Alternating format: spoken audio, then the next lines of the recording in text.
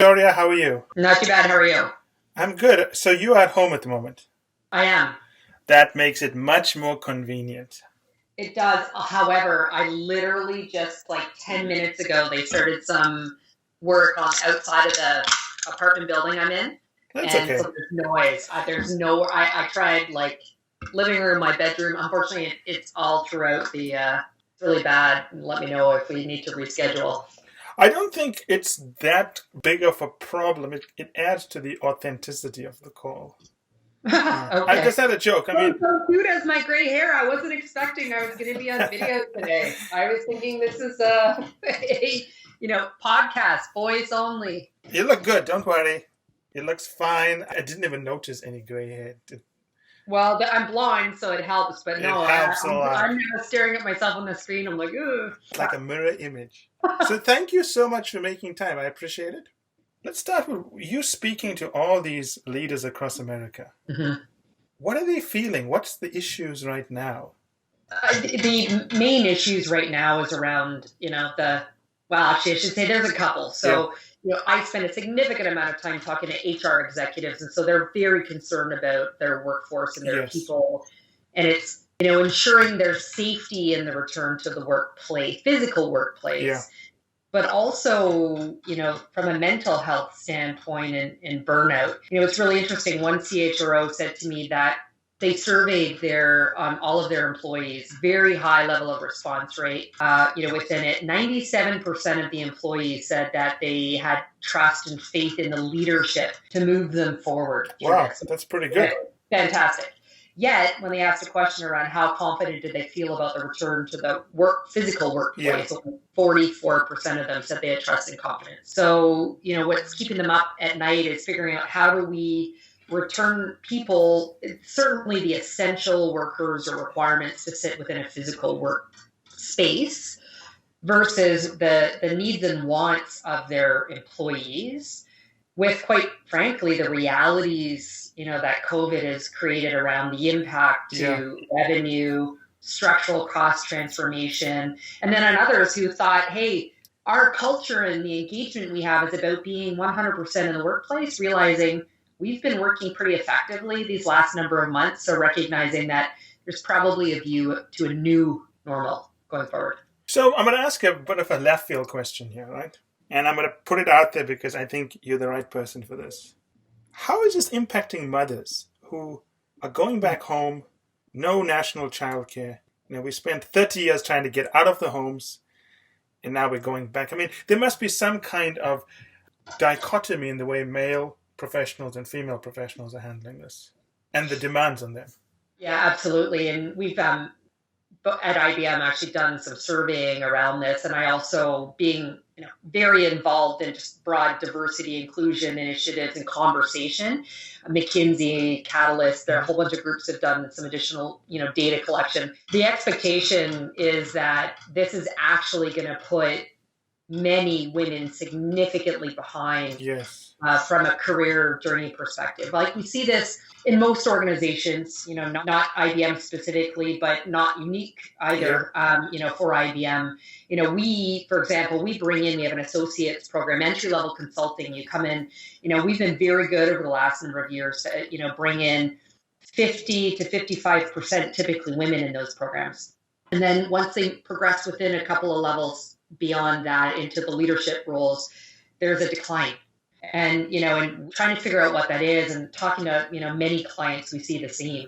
And that is taking time off, to, give birth to babies for those who choose to stay home. And interestingly, you might hear only a little bit of an accent, but I'm originally from Canada. Wow. And so 1 year maternity leave is what the Canadians offer, paid maternity leave, plus often topped up by employers.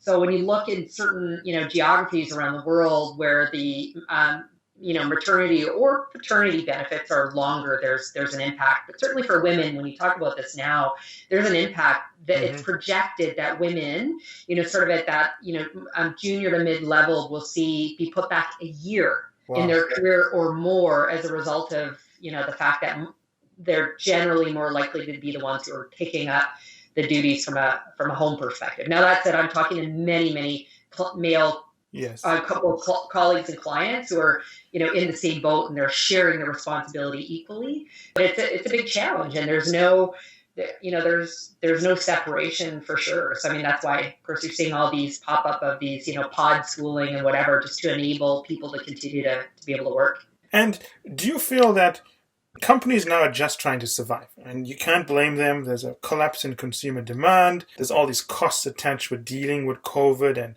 getting employees to work remotely. What have you seen companies doing to help female employees not fall a year behind? Is there some things you think companies are doing well, things they should be doing? There's really just small steps to be taken initially. Things like respect that people are not always ready to be on camera, right? There's going to be lots of stuff going on behind it. So there's, very basic things like that. To, really importantly right now is, just hearing people's voices. So surveying to understand what the challenges people are facing, what support do they need. And it doesn't mean that we're able to actually respond or accommodate all of those. But again, we're creating a safe place to have those conversations. Other things can be going it so far as, recognizing, this upcoming school year, that's not going to be sustainable while, for everyone to continue on lockdown and having children, at home and the need to homeschool them. So the ability to create either temporary leave programs for those as they work through that, or accommodating a reduced work schedule, right? So we're hearing a lot, it's not finalized here in New York State where I live, talks to them, is it 3 days in school and then 2 days the following week? Wow, what that's a big change. Look like? So, well, and it's not decided. Now mine are older, so it's a little bit easier for me, but but for those with young children, so the conversation shifting to how do we enable our workforce to be able to mirror some of those during these initial times as we sort things out as it relates to, again, schooling and the demands that are going to exist in some of these continued quarantine type environments. Do you think we would see a push for more social safety nets like subsidized daycare and so on being driven by what's happening? Yeah, absolutely. Actually, a good friend of mine is a CEO for a large daycare program that works with a lot of corporations. And she said she has seen like no other an increase in corporations reaching out to them specifically to figure out what types of programs can they have, what does it look like from a safety perspective, in the environments, what are they doing? So hearing, anecdotally from, a friend who's in that space very much so, but absolutely as I'm talking to, HR and business executives, those are things that they're exploring definitely right now. And do you feel companies are using this as an opportunity to try new things, increase productivity, cut costs, or is it just survival mode at all costs? No, I'm seeing a mix of two things. Yeah. So, for those who are, very focused on the corporate culture and the engagement of their employees, I'm seeing, the drive to do more and go above and beyond. I'm not going to say regardless of cost at all. Sure. We're all in business here, and we, at the end of the day, we need to be profitable. So I'm seeing a lot of focus around that, number one. Two, there's, on the other hand, for industries who've been hit very hard from a revenue perspective. Think travel and transportation, for example. What we're seeing is there's much more of an acceleration to looking at a couple of things. So structural cost transformation is a big one. So companies who might not have looked at outsourcing, elements of their functional, let's say, shared services, are considering it now. With this balance, however, of, well, hey, I don't want to shift this work offshore, eliminating my employees, but at the same time, I've got to be able to, invest in areas like digital transformation that I need to fund somehow. So I'm seeing it's this stream, and depending on, again, what industry the companies are in, how hard they were hit. Looking at this very differently, all concerned about employees, but some having to make some really tough decisions that might be contra to what they would have defined as corporate culture and values previously.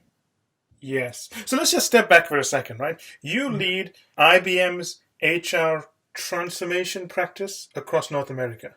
Correct. So let's explain what that means, because there may be some confusion there. Yeah. I get hit up on LinkedIn all the time. People who are just messaging me and thinking I'm in charge of, IBM's HR Yes. and they want to hire and come into IBM. And I've never been an HR practitioner directly, although I have been fortunate to lead HR functions before. But no, I lead the client-facing business for IBM in North America that supports all things related to talent and the transformation of the workforce. So that could be everything from HR transformation stories. Yes, it might and might be looking at the technology that enables it as they're shifting to the cloud and need to upgrade their HR technology systems, information systems, learning management systems. But it can actually be at looking at organizational structure. There's been a back and forth, over the years you go to centers of excellence, decentralized, centralized, all of those components to looking at talent development. A big part of the conversation, even more so, has escalated rapidly in COVID times is because of digital transformation, who does the work, where the work's done, and how they go about completing the work is different. So the skills that are required to deliver that, automation, data analytics, that's changing the need for skills. So talking a lot about how do we develop talent? Do you buy it? Do you develop internally? What's the right balance? As well as our outsourced services business related to HR. So I've got accountability for that. Plus, actually, all of change management for IBM services, regardless of whether it's an HR transformation or a shift to cloud modernization strategy. Those involve significant change. So, and for it to be successful, it's about the people. And so that I'm fortunate to lead that team as well. So basically, in this time, you are the most popular person at IBM because it seems like everyone needs to call you up.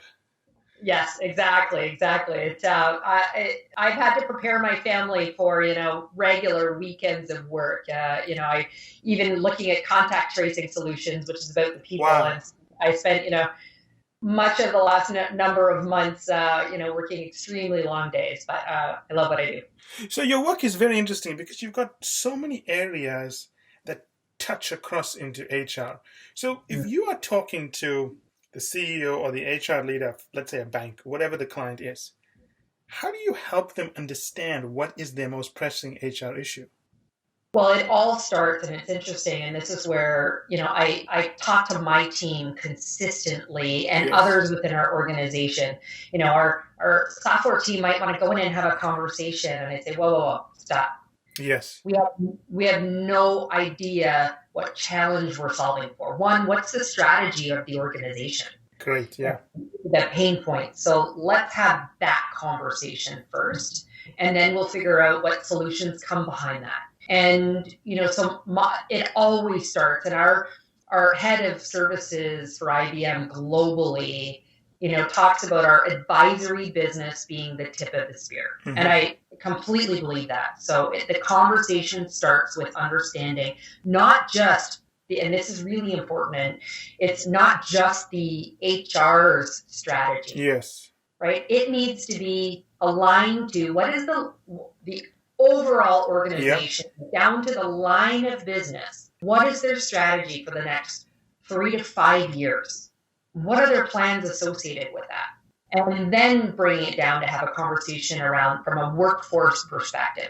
How do you, from an HR standpoint, help enable the business meet their strategic goals and objectives? In a manner of speaking, you facilitate the interaction between the client and IBM, figuring out what's the best thing for them, who they need to speak to, and so on. It sounds like a very interesting job. I mean, it seems to me to be difficult, and I'll tell you why, because, and I think you'll agree with me, for a long time, HR, organizational design, leadership, people say it's important.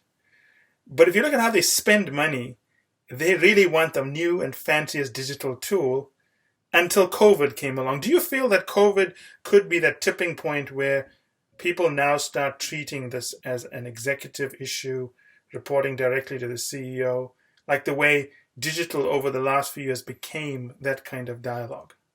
Absolutely, I do. I mean, at the heart of all of the conversations around what was happening, I was seeing the CHRO is sitting at the table, even if they were embedded under a CAO, a COO, They're in the etc. conversation. They're at the table now for the conversation. So I think, COVID's going to play, it has played and will continue to play this change and evolution going forward in business in two ways. So one is, the digital transformation Yes. it is way more accelerated than I think many companies were Yeah. prepared to do, and because they had to.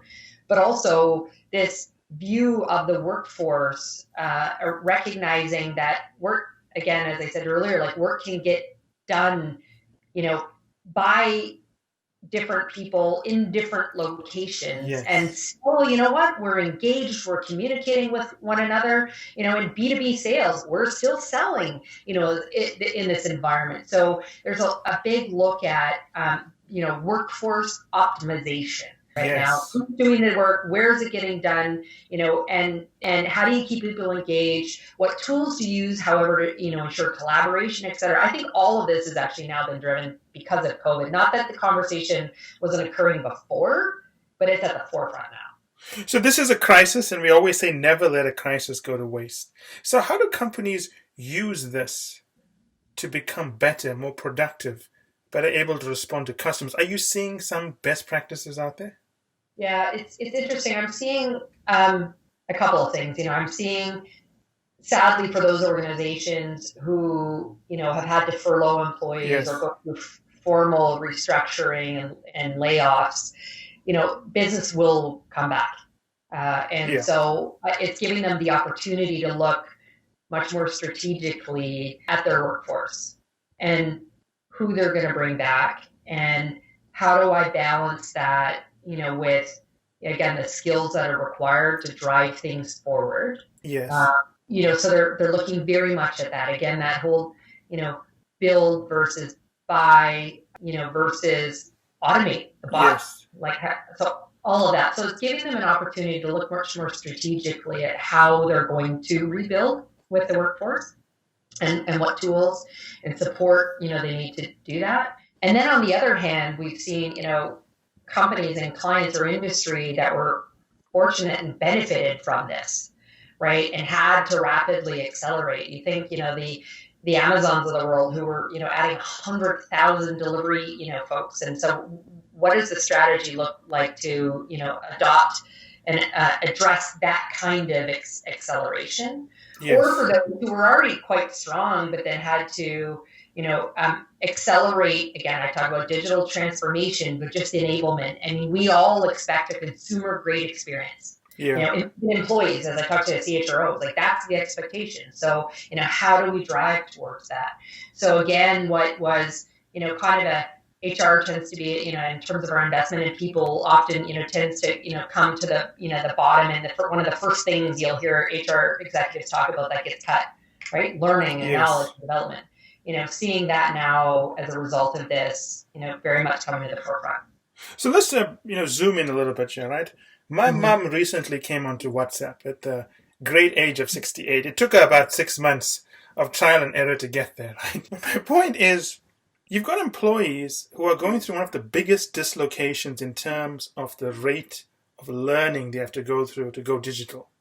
And there must be a lot of apprehension for, I may be generalizing, maybe older employees find it more difficult. Some employees find it easy. I mean, how are companies dealing with that? I mean, how do they make it better for the employees to make this transition?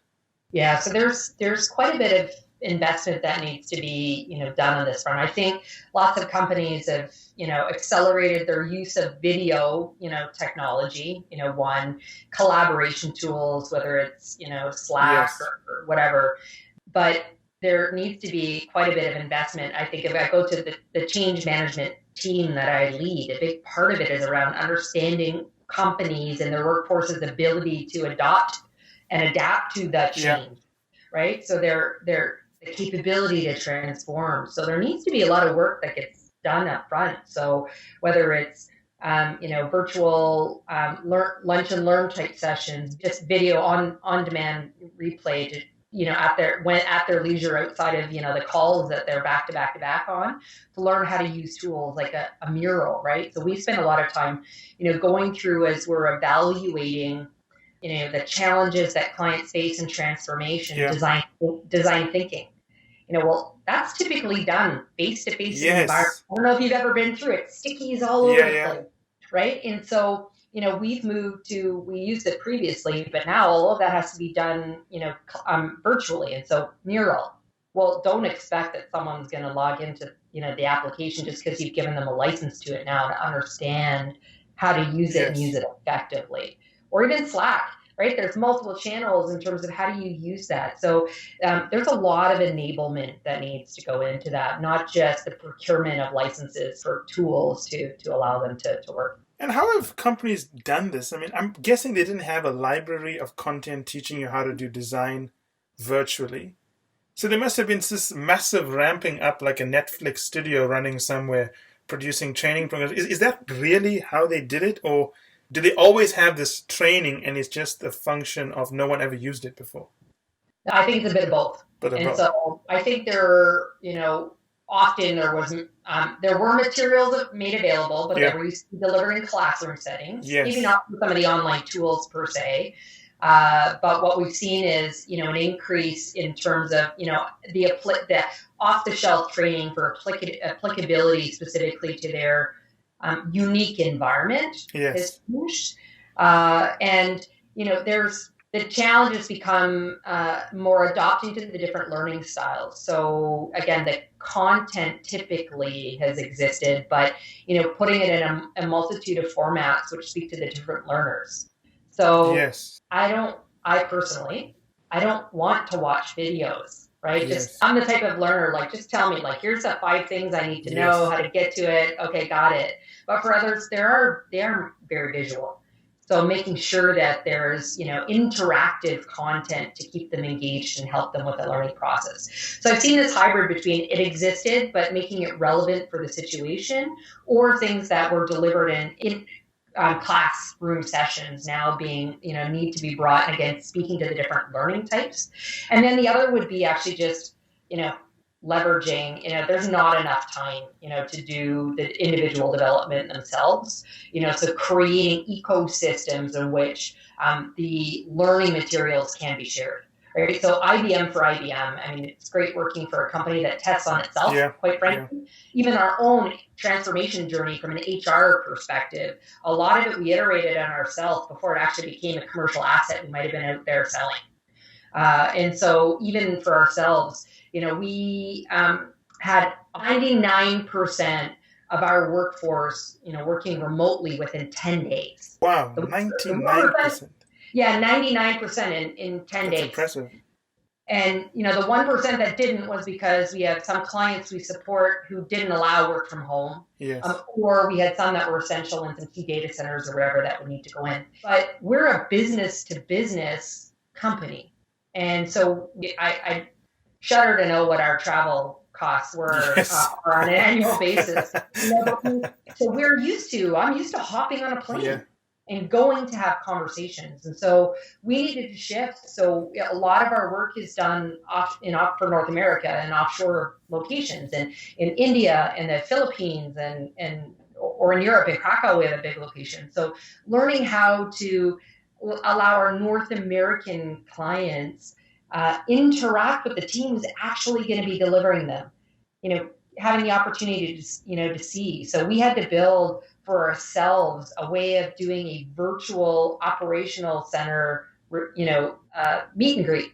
Right? So those sorts of things. So, but there's other companies we've learned from in terms of, number of applications around. Again, Mural and Slack have been a big one in terms of our partnership and how do we leverage. And Salesforce, a big partnership we have with Salesforce, which, has been a big component. So taking the best from there. And that's where I encourage a lot of companies to, don't be looking to build it all yourself. Right? There's a lot that can be bought, and just configure it, make it unique for your organization or your unique instance.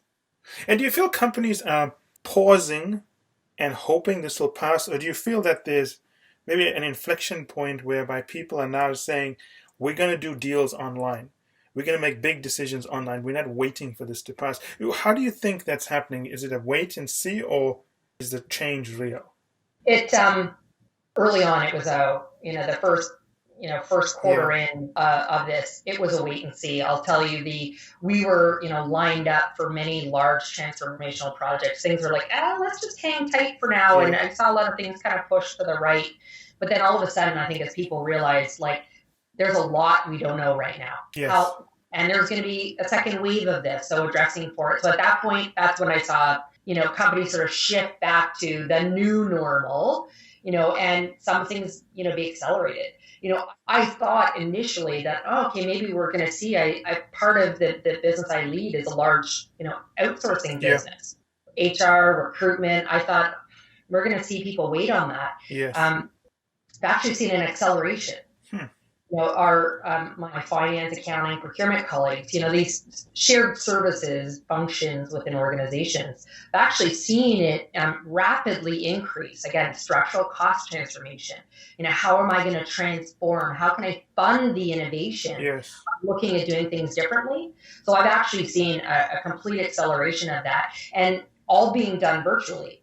So not only us, but as I talked to many, many other clients in this situation, we've just had to, to adapt. So as I mentioned earlier, we're doing, our delivery centers that sit in other locations. We've just figured out a way to do that all online now with videos and Zoom for companies who we support.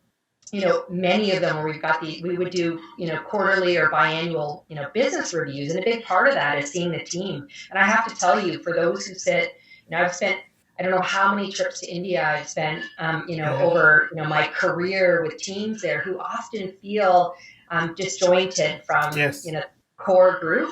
And so these visits that clients would do are really important so they continue to feel like they're part of our clients' culture and part of the broader IBM or whichever company's team. And so even those we're doing now remotely to continue to keep people engaged. And so I actually think it's interesting, I was joking with my husband over when the next time I'm going to hop on a plane is. I'm starting to see some people now, traveling again for work. And I have to say, it really is a new normal. Yeah. I don't think I'm going to be spending 80-90% of my time traveling now. I think because many people have gotten comfortable to this new way of working. So I think there's going to be much more of a balance. Yes, I think so. I mean, it's surprising because in consulting or advisory, it's always been sort of the unsaid rule that you need that personal interaction with the client. But it seems that it's the clients that are comfortable with working remotely because, as you said, deals haven't stopped. They're going ahead. Companies are pushing through on new ideas. There's no wait and see. But how does that work? I mean, does it mean that everything's now done remotely? So let's just take a typical assignment example that IBM is working on, right? Where you have teams working on the client side, doing analysis and so on. You probably have technology teams and so on working there. What has changed? I mean, how do you get them away from the client? What is the new interface that you've created? Is it just Zoom and email and Slack, or is there some other way you're managing things with clients? So there's many, I mean, that's a big part of it. So even I think while regardless of what kind of implementation is going on or transformation, there's typically an agile environment, daily stand-ups. So those are done by WebEx. We use WebEx. And so that happens, or our client's choice of technology, but from an IBM for IBM, it's a WebEx. And so, those occur, daily. And so although those might have been, depending on whether they were distributed, agile, pods or teams or not, but again, things like that. So yes, it's WebEx. Two, though, it's a multitude of collaboration tools. So, it is, I mentioned Mural. And so it's just a great way to engage. It doesn't have to be just designed thinking, but as just kind of brainstorm even with our own teams. We'll do that pop up, I like to, take stock or, just past the mid-year mark for us to, even with my own teams to say what's worked well, what would be better if, etc. So doing that, although as we were starting the transformation process, in many of the technologies, when we look to implement them, again, you don't want to just lift and shift, but we need to reimagine the way the process, whether it's, a source to pay from a procurement standpoint, or the payment of an invoice by the accounting and finance team. Like, let's reimagine that gets done through the likes of a Mural or Slack.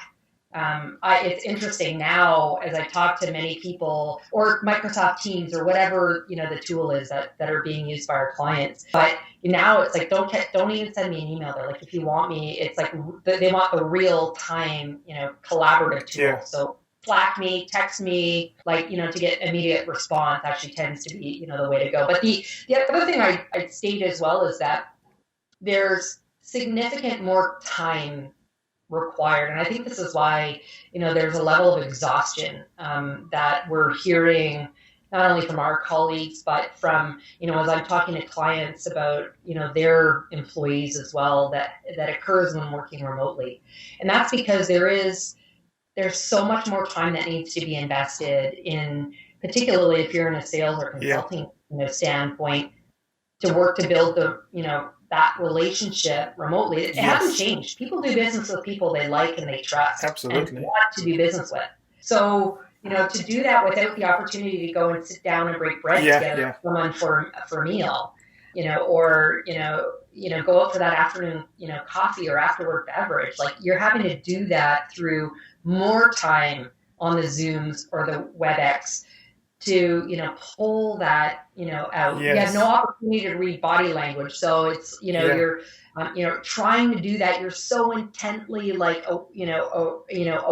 and I find like my own brain hurts a little bit at the end of the day from doing that. So, there's a flip side. There's amazing tools to be able to do that, but there's much more time and investment that needs to go into it. And so even engagement, I think we just get, burned out of like staring at the camera for so long. So things like, breaking up by doing a quick poll, an audience poll, like if you're in meetings, client meetings, et cetera, just to, to keep that engagement level high and level of attention and focus. It's like the most simple thing, when you teach a young consultant how to engage a client, you talk about body language, look the client in the eye, show respect, a firm handshake. You've got to retrain them for some of the most basic things.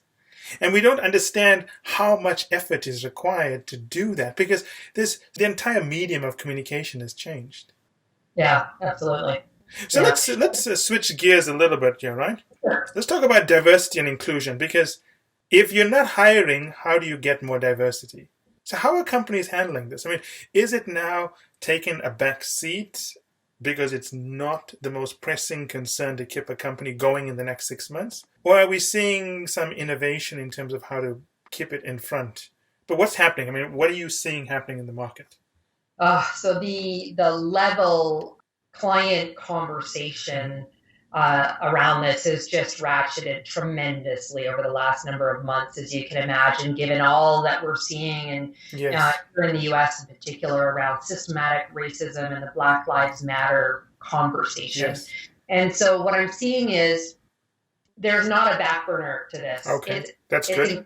It's incredibly important to our employees and our clients' employees to be having the conversation right now. So what I'm seeing is lots of open listening sessions, talking to, the Black and brown colleagues, of ours or our clients' employees' workforce for a greater level of understanding, for those who don't have lived experience. So we're seeing that at a minimum, that's happening across, most organizations right now.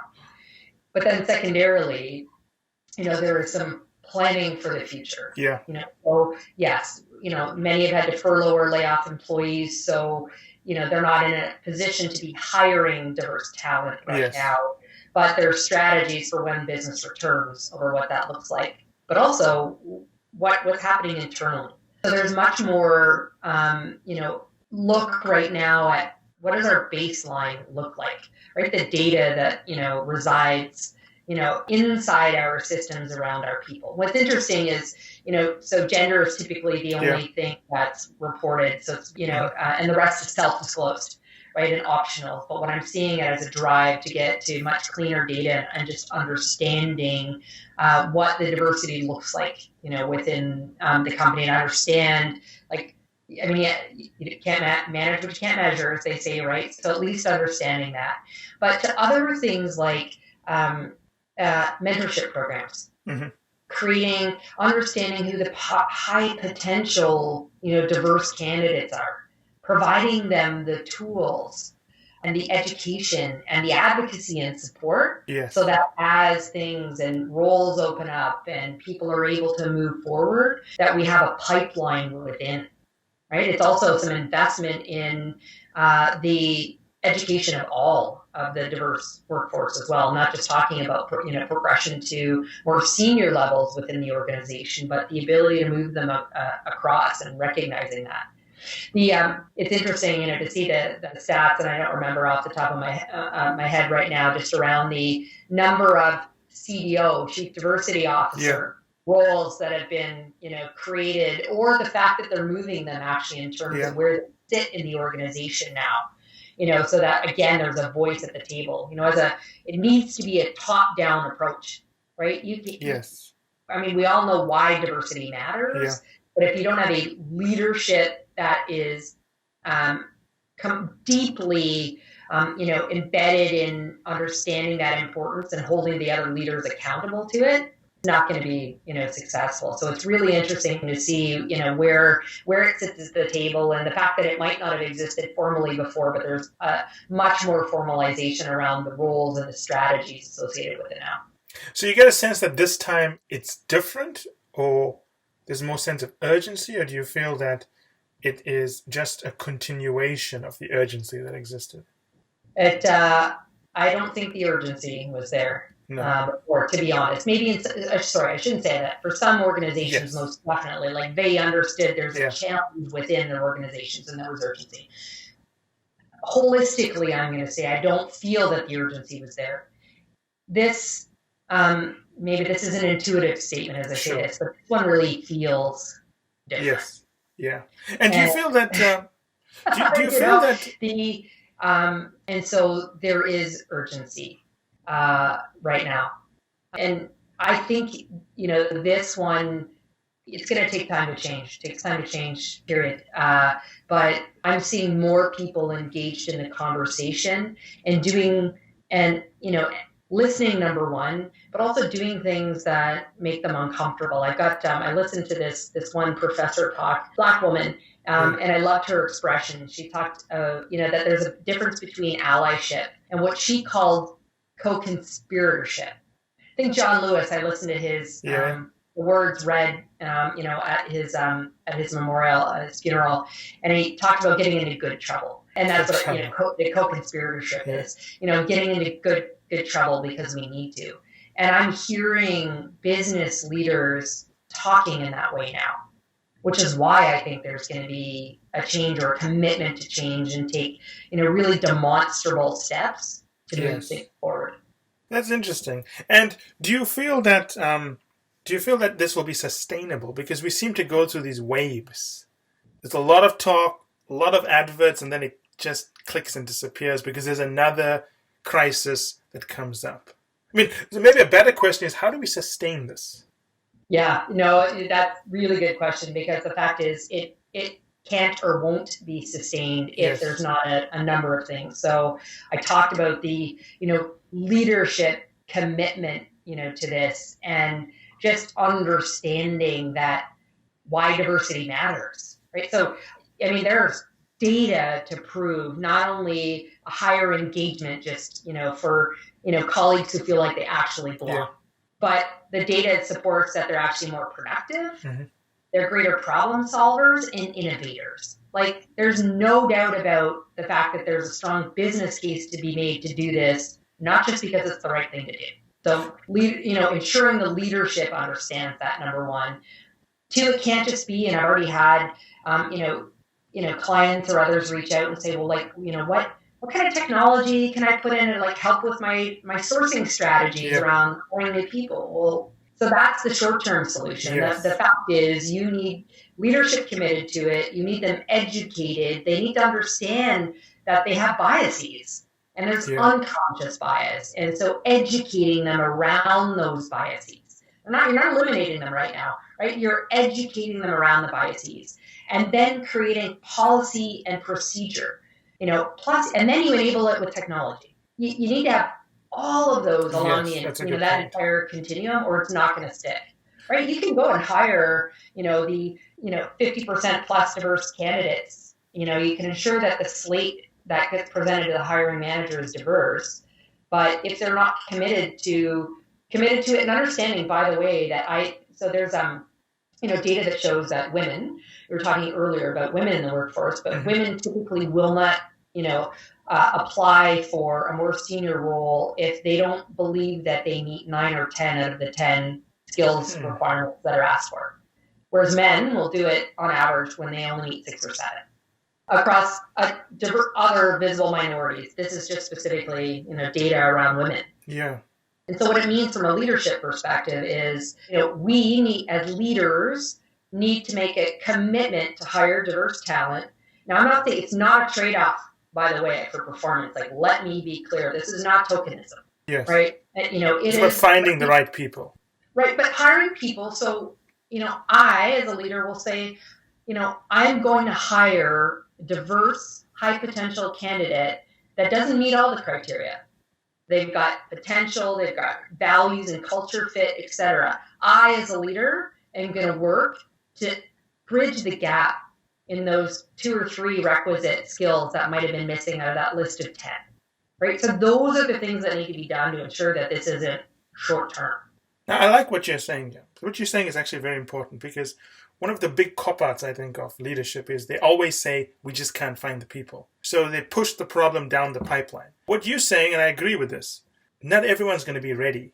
But if the organization knows that and has the tools, the mentorship, the guidance to get them there, and it's funny, there's also a very good business case for this, right? I mean, if you hire someone who's not ready, they're a little bit cheaper. So from a total business case perspective, I can see that. But coming back to business cases, I think I agree with you. The data is very clear that diversity, inclusion, just creating a nice, safe place for people to work, there's a clear business case for this. So why is it so difficult, in your opinion, speaking to business leaders, that they are not willing to pull the trigger and do more on this? Why has it taken so long? Because it's hard. It's hard. I like that. It's an honest answer, right? It's hard work, and it requires change, and so going back to, biases, and I mean, I said earlier, people do business with people they like and they trust and they want to do business with. And so if they're hanging around a, community of people that look like them, then that becomes the default. So, yes. It's hard work. And it also requires looking critically, at oneself in the mirror to understand the biases we all have, and to be able to recognize them. And then, do things that might, are unknown, to us. And quite honestly, asking for help, and I'm a big believer in saying, I don't know what I don't know. Like, and I'm going to go and get help with that. So hiring people, I agree with you. It's a cop-out to say, well, I can't find the people. Well, are you even looking in the right places? Yes. So what's the sourcing strategy you have? Are you publishing in the places where the diverse talent would actually be looking? Yeah, I mean, when people talk about diversity, empowerment, I mean, whatever term the company uses, it's very easy to forget that I think it was only in some way, I could get the dates wrong, but I think it's only somewhere in the early 1970s that women were allowed into Yale University. That's only 50 years ago. So, there's all this discussion about how much progress we've made, because we're only looking at what we were at 10 years ago. But you've got to look at what is possible and compare against that, right? Because it's very easy to say, well, we've made so much progress. Yes, because we're starting off a base of practically zero from 50 years ago. But if you look at the business case of what's possible, then I think that is maybe, the kind of conversation leaders need to have.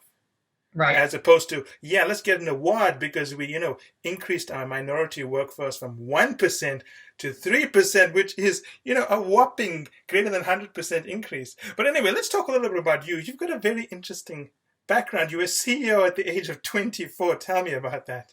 Yeah, so that was my foray into becoming an executive. Successful foray as well.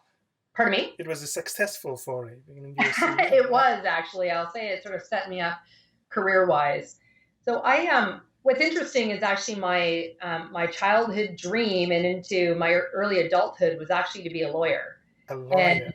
yeah, but I started working at a very young age, Yeah. and I worked all throughout university at a bank. Wow. And I was a voracious learner. I kind of bucketize, when I talk particularly young women as I mentor them, and they're like, how did you get where you get? And I say Yeah. there's, into three categories. And the first of which is just around, delivering, performance. Fake it to make till you make it works only as it relates, in my opinion, to the confidence you need to bring to the table. But it doesn't when it comes to delivery. So for me, I learned a lot while I was at the bank. I moved around. I was there for about 6 years, and And this was in Canada, right? in Canada, In right? Canada.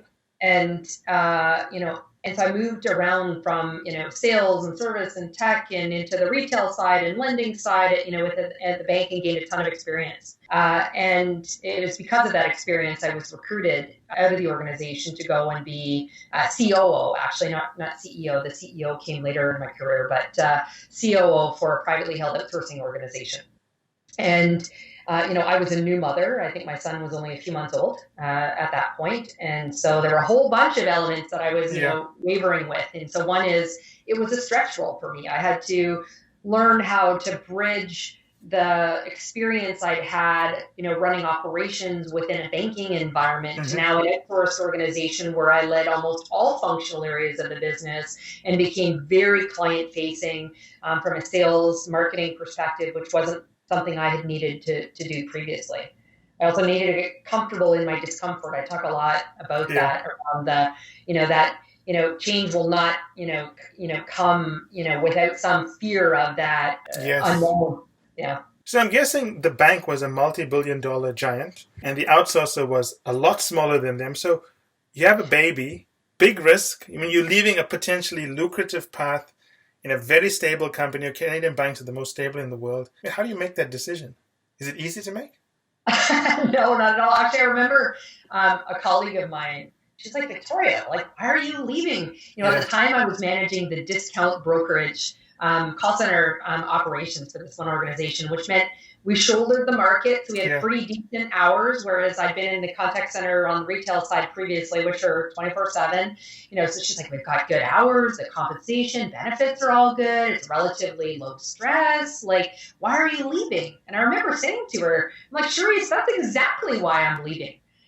So for me, I'm very driven by challenge and change. I'm the type who I almost want to break things just to fix them and put them together again. And I also need to understand, I will say one thing, my very humble beginnings. I'm adopted, when I was about almost 4 years old, and, the fear of loss and not having a place makes me actually more, in my case, it makes me more comfortable with change. Because it was new and unknown, and I was always fearful. And so for me, I was tired of the status quo. Yeah. I'm more of a risk taker because I was always prepared for something to happen, anyways. And I was very, very. I very much had a strong desire to move up the corporate ladder. I was very aggressive in terms of that viewpoint. And I knew if I stayed within the bank, was it possible? Sure. But going, as you said, from one of the big five banks to a company with only 5,000 employees with razor thin margins, which is what happens in the outsourcing business. I mean, you need to be on your A game. So absolutely a risk, but it was one also at 24. I knew I had, and although I wouldn't say you need to wait or need to only do it when you're young, but I also knew I had a lot of years left in me to get back if there was a challenge with that particular company. I just want to zoom in on something here you said, which is very interesting. A lot of people, when you speak to them today, the buzzword that everyone talks about is that they are going to an organization to learn. And they feel as if by saying that, they sound more impressive. But when you went to this outsourcing center, it doesn't seem to me as if there was someone promising you that you were going to be taught something. It seems as if you took the role because you would be forced to learn by yourself, as opposed to this clear path that if you spent 4 years here, this is what would happen. Because that's what happens in consulting and law. The path to the top is very clear, right? 2 years here, 2 years here, 2 years here. So you weren't choosing based on the brand of the company. You weren't choosing because someone was promising you clear steps to the top. So was it purely the fact that you wanted to learn and you felt you could do that drove this decision? Yeah, it wasn't the only thing. I mean, Sure. what I will say is, I knew there was not going to be much support or guidance at all. No, so I knew I needed to learn on my own, and I had confidence in my ability to do that. But the other thing was recognizing there would be limited opportunities for me to get that kind of experience if I didn't do it, right? So again, keep in mind, I went from running operations within a very large organization. Yet, yes, I would talk to clients, but customers. I mean, a B2C environment, right?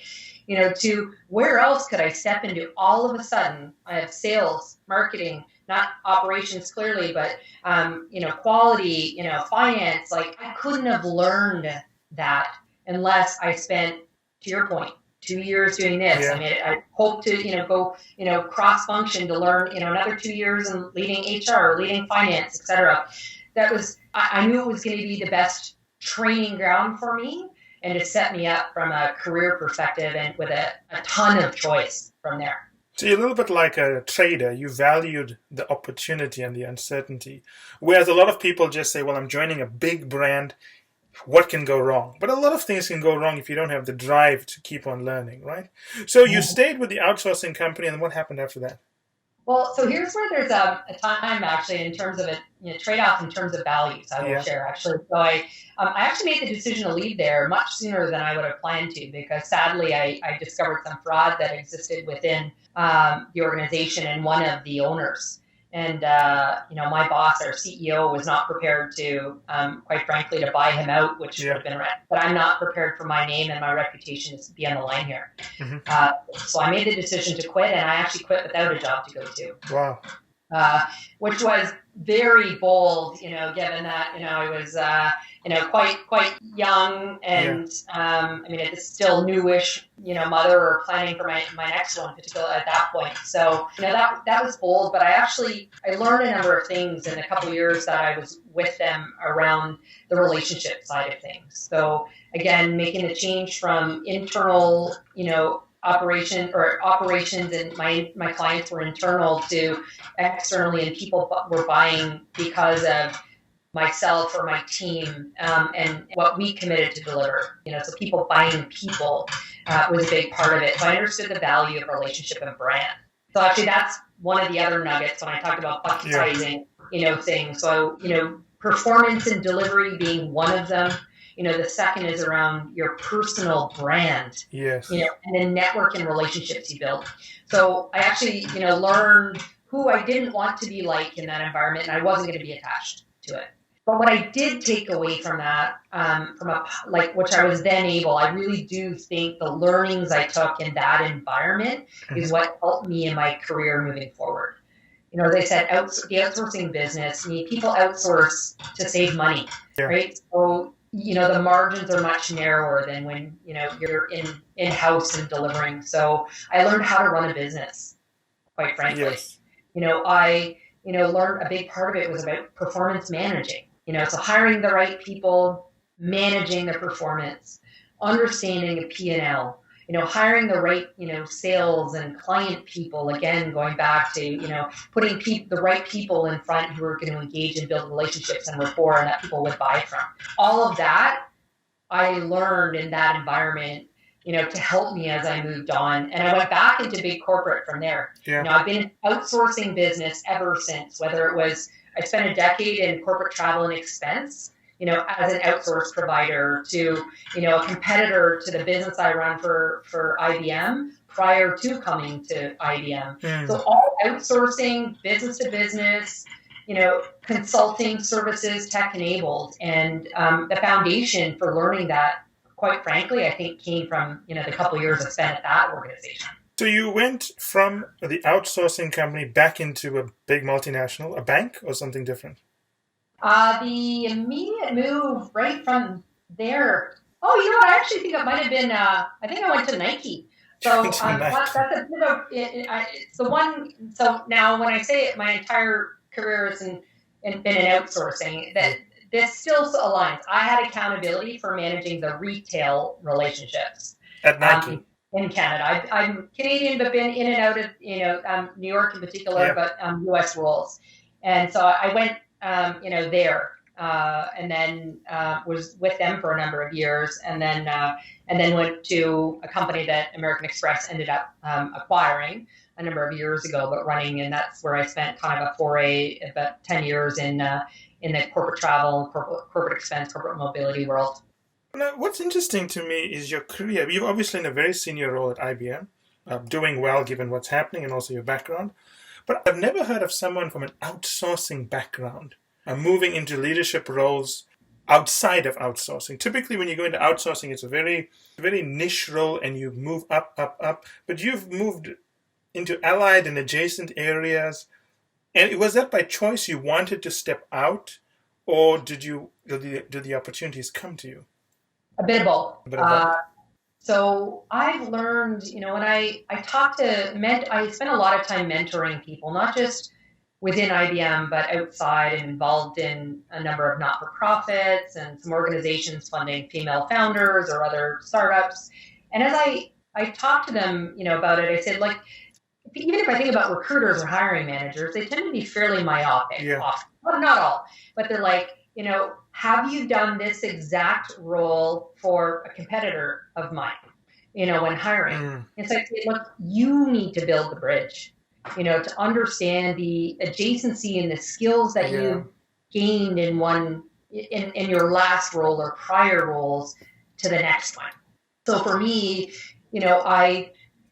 outsourcing, but I've operated as a general manager and run businesses. I've bought companies or started companies also, often as a side hustle, if you will, or passion project or whatever, but gleaning the experience from those as well. So the moves have occurred because I could see the commoditization, let's say, within the travel business, and not that there's still not very much a future in there as we're allowed to travel again, but my goal to move outside of that was to look at something that is less commoditized than that. So again, how do I, build that, that bridge? But and sometimes it's not just from an industry perspective; it's around the various functional, role. That was one, and then the others have come to me, So, just by reputation, I talked about, brand, and so I live by, I've been through 18 mergers, acquisitions, or some kind of related transaction through my career now. Wow. And in doing that, transformation's been key. So I've often been like, the turnaround queen. I went through, one company where we did 6 acquisitions in 18 months. Wow. And that's busy.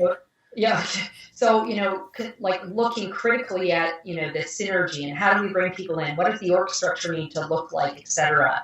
But doing that in a very thoughtful, respectful way in which I'm a big believer in, we need to do the right thing. And there's right means different things to the different constituent, your shareholders, your employees, and your clients, but figuring out that balance as well. And so I've worked, really hard over these years to make sure that, my brand isn't connected to a particular organization or even the particular industry. It is at the time, right? I lead talent and transformation. I spend most of my time talking to HR executives, but I used to lead, for American Express, I led one of their largest U.S. portfolios, and I spent time talking to people in procurement and finance and their corporate travel, folks. So, it's a little bit less about the industry and more about the capability in the area, and quite frankly, surrounding myself with a team of subject matter experts who do know it, but also being known to be very values driven, a strong leader with high, not only work ethic, but value system, period. You said 2 interesting things I want to touch on. The first thing that I find pleasantly surprising in speaking to you is that you think like an entrepreneur. Because it sounds like you develop a skill, and then you ask yourself, what is the best home for this skill? And that's how you make your next choice. I mean, I may be simplifying it, but I get the sense that's what you do. And speaking to a lot of successful entrepreneurs, that's how they also think, right? But I see a lot of professionals including in your industry, who don't think that way. What they'll say is that this is the skill I must have. And I'm going to spend the next 15 years pursuing this skill, no matter what happens. And there's no flexibility in their career. And then they spend like 20 years trying to become you in your role, right? And they never really get there. But it's a very interesting way you have of managing your career because, we obviously speak to lots of senior partners, but it's as if they have determined at the age of 22 when they did their MBA that this is what they were going to do. And that's the path they took. And there's nothing wrong with that, obviously. But you've come at it from a very different side. And you find that makes you a better or a different leader because the way you manage yourself. You even used a term that I don't hear other partners use where you manage yourself as a brand. And that's good because you see your value outside of where you work, right? You see your value as who you are. But how do you then use that thinking when you lead? Because when you speak to partners, they don't have that way of thinking about themselves. I mean, does it give you a new leadership perspective? It does, and it's interesting because I spend a lot of time, talking to my own colleagues and my direct reports around and trying to get them to think critically about what are you understanding, what are you good at, and good doesn't mean actually it's your passion, right? So there's this balance between what are you very good at, but what do you enjoy doing?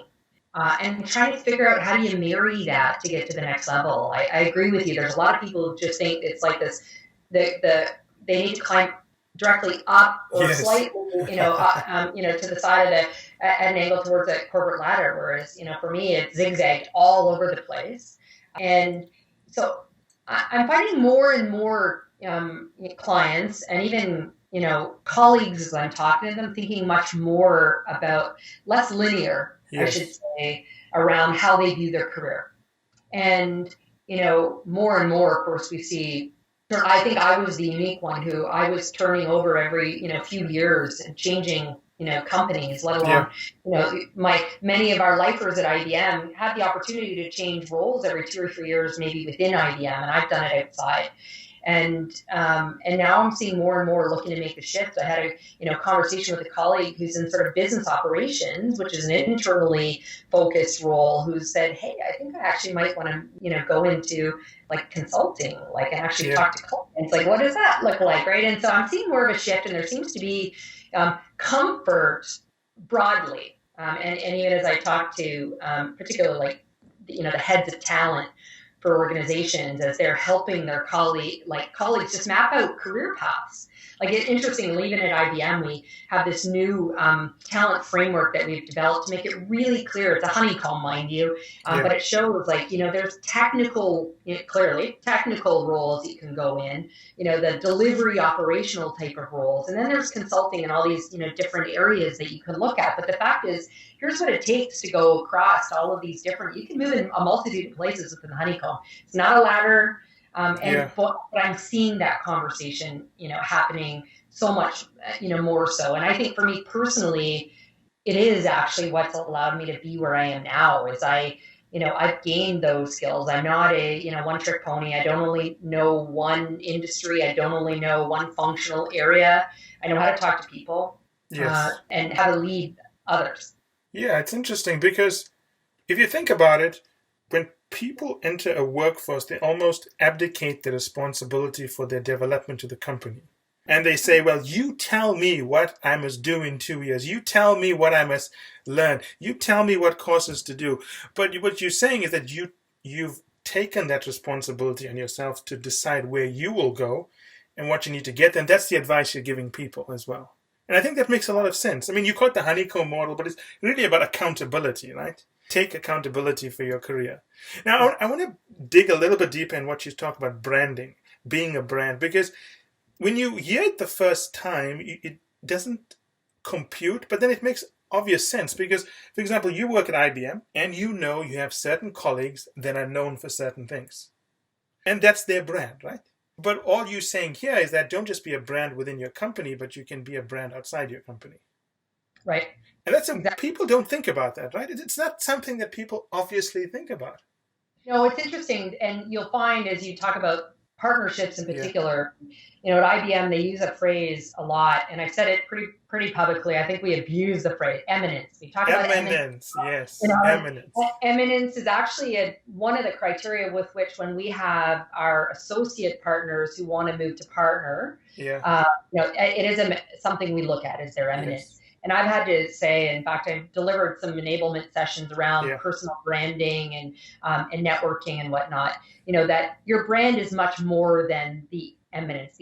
For me, eminence is the subject matter expertise and how well you're known for that. So much like you said, there's going to be in IBM, you might be the blockchain expert or AI or, on hybrid cloud, whatever it is, right? Or, from a legal perspective, on, a core niche in the market.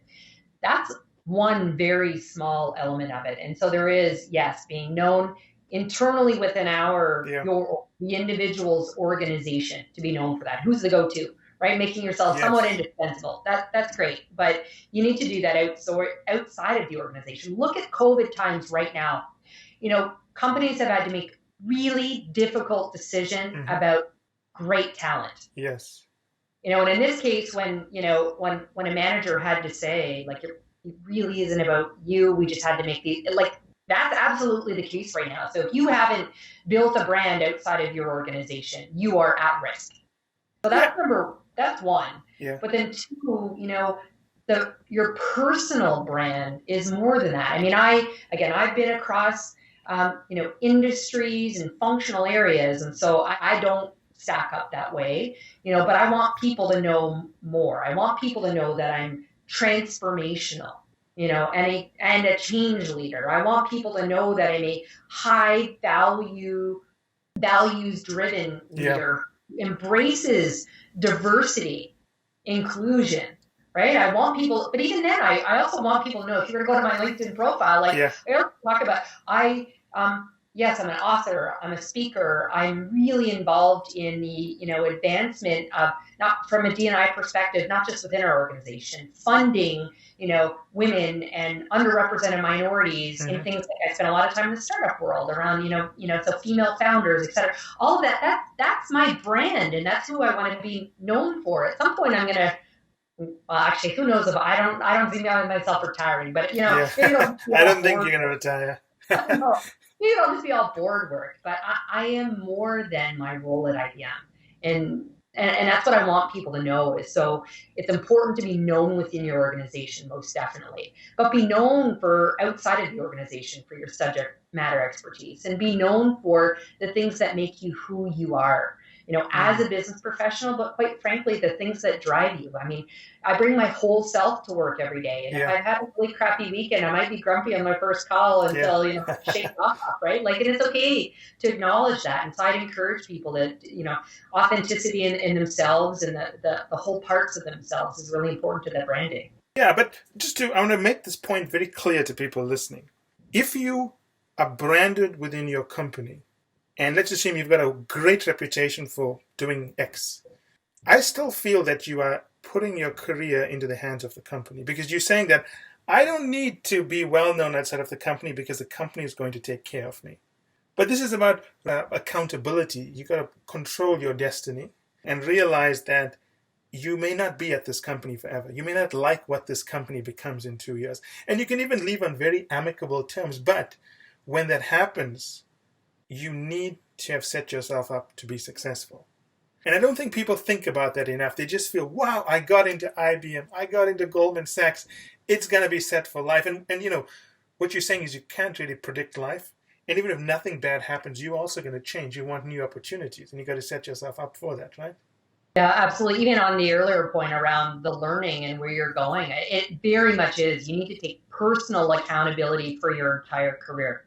So the skills that you develop, you don't just wait for your company to say, here's the learning path that you should go if you want to get to this role. And same thing, like, around, the brand that you have. I mean, you think about over the next number of years, there's, 30 to 50% of the roles that are going to be, hiring for the next number of years don't exist today. Right. So there's going to be a demand for that, so take ownership for that in your own career. and your own happiness for that matter. Right. So, if you're, an amazing branded, nice to work for a company that everyone knows, but you're miserable, I'm kind of like, I sort of like say about voting, like if you don't vote, you don't have the right to bitch. Take control. Yeah, I agree with you. I mean, you have a very refreshing perspective for someone who works in an industry that's known to be fairly buttoned down, you know what I mean? So I really enjoyed speaking to you. I must say that you have a unique ability to keep attention, which is a very important skill in business. You have to be able to hold the attention of someone. You do that very well. The other thing I would say that obviously I know quite a bit about IBM, but I must say that I think IBM allowed more senior people like you to spread their message, I think it would be better for them. I don't know how to say it any other way. Because, all you hear about IBM is about the so-called turnaround, but you never hear what IBM is doing. It's always about some initiative. But I enjoyed speaking to you so much. I don't think I've enjoyed speaking to anyone leading organizational design before as much as I enjoyed speaking to you. It's very obvious why you're very successful. You really have a deep internal passion for what you do. You're not doing it to please anyone. It's very apparent to me. So whatever you do, I think you're going to be very successful. And hopefully we'll interview you again and see what you're up to. But I really enjoyed that. It was such a great conversation. Thank you so much. Thank you for having me. Take care and enjoy the rest of your day. You too. Bye-bye. Bye. And that's it for today's episode. I hope you enjoyed it as much as I enjoyed doing the episode. Finally, I want you to remember that the only way to get access to our special offers, the only way to get our special pricing, and the only way to get samples of our content is to join the list on firmsconsulting.com. It's the only way also to get access to our unique advanced content that we make available to insiders. So if you want to get a sneak peek of things, test it out, see what's in there, this is the place to go. And finally, I want to thank you again for making us one of the largest podcast channels around the world for careers and for the 2 million downloads and counting.